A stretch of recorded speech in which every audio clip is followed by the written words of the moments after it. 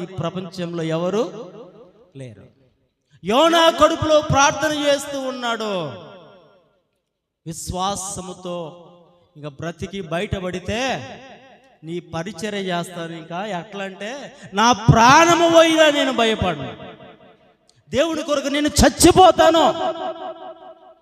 పరిచర్యలో ముందుకు సాగిపోయి దేవుడు ఎక్కడికైతే వెళ్ళమన్నాడో, ఎక్కడికైతే నేను అక్కడికి వెళ్ళను, నేను పారిపోతానని పోయాడో, మరలా చేప కడుపులో ప్రార్థన చేసి దేవుడి మీద విశ్వాసం ఉంచి దేవుడి మీద నిరీక్షించి ఆయన యందు భయము భక్తి కలిగి చేప కడుపులో నుండి బయటపడిన తర్వాత దేవుడు ఎక్కడికైతే వెళ్ళమన్నాడో అక్కడికే వెళ్ళి ప్రార్థన చేశాడు. అక్కడికి వెళ్ళి సువార్తను ప్రకటించాడు. దేవుని కార్యాలు అలా ఉంటాయి. ఆయన చేప కడుపులో పోతే గాని ఆయనకి విశ్వాసం రాలా. ఆయన చేప కడుపులోకి వెళ్తే గాని ప్రార్థన చేయలా.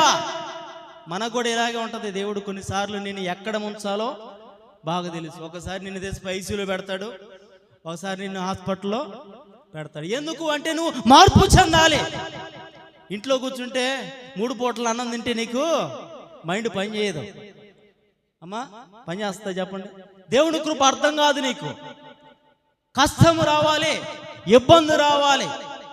నీకు ఇబ్బంది కలిగినప్పుడు, కష్టం వచ్చినప్పుడు, నేను ఆదుకునేవారు లేనప్పుడు, ఇంట్లో సహాయం చేసేవారు లేనప్పుడు అప్పుడు బాధపడతావు, అప్పుడు ఆధారపడతావు, అప్పుడు డిపెండ్ అవుతావు. ఎవరి మీద?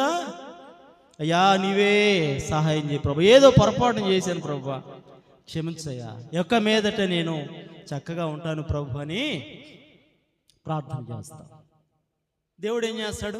ఆయన ప్రేమ గలవాడు కాబట్టి, అరే నా బిడ్డ, నా కుమార్తె ప్రార్థన చేసింది, నా కుమారుడు ప్రార్థన చేశాడు, పొరపాటున ఏదో చేశాడని ఒప్పుకుంటున్నాడు కాబట్టి క్షమించి మరలా క్షేమముగా ఇంటికి తీసుకుని వస్తాడు.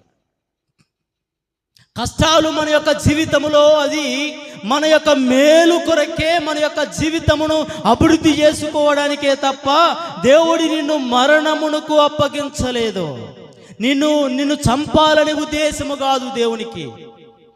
తల్లిదండ్రులు బిడ్డలను కొడతారు. ఏ ఉద్దేశంతో కొడతారు చెప్పండి? తల్లిదండ్రులు బిడ్డలను కొడతారు, కర్ర తీసుకుని కొడతారు, ఒక మెల్ల తీసుకుని కొడతారు, లేకపోతే చేతు కొడతారు. ఏమని? వాడిని చంపడానికే, వీడు చచ్చిపోవాలి నా కొడుకుడు అని చెప్పి కొడతారు. ఎవరైనా చెప్పండి అమ్మా. తల గోడకేసి గుద్దుతారా? ఎవరు గుద్దరు కదా, ఎవరు చంపరు కదా.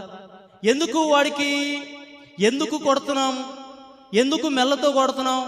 టీచర్లు ఎందుకు కొడుతున్నారు అంటే భయము రావాలి, భక్తి